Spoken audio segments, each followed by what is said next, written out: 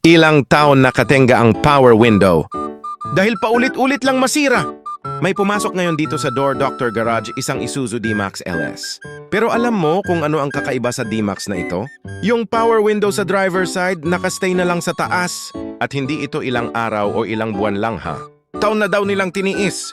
Bakit? Kasi ilang beses na raw nilang pinarepair yung power window. Nilagyan pa nga nila ng impalme yung mismong mechanism para hindi na raw tumabingi.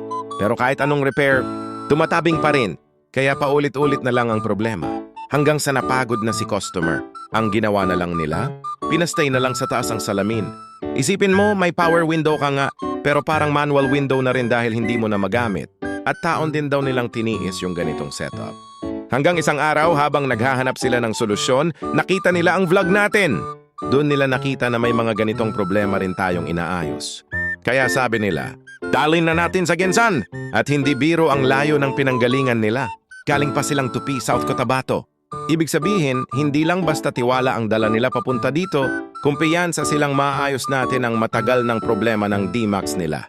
Pagdating dito, chinek agad natin kung saan talaga nanggagaling ang problema. Hindi na natin pinilit yung dating repair na paulit-ulit lang. At dahil kilala na rin natin ang ganitong sakit ng Isuzu D-Max LS, alam natin kung saan dapat tutukan. Kaya matapos ang trabaho, ito na! Bumalik na ulit sa normal ang power window sa driver side. At makikita mo talaga sa mukha ni customer yung tuwa at ginhawa. After ilang taon na nakastay lang sa taas ang salamin, nagamit na ulit ang power window. Minsan talaga hindi porke ilang beses nang na-repair, ibig sabihin tama na ang paraan ng pag-aayos. Kapag paulit-ulit ang problema, baka panahon na para hanapin ang totoong dahilan. Kaya kung may Isuzu D-Max LS ka na tumatabingi ang power window, huwag mo nang hintayin na umabot ng taon ang problema. Baka ang kailangan lang nito ay tamang diagnosis at tamang pagkakaayos.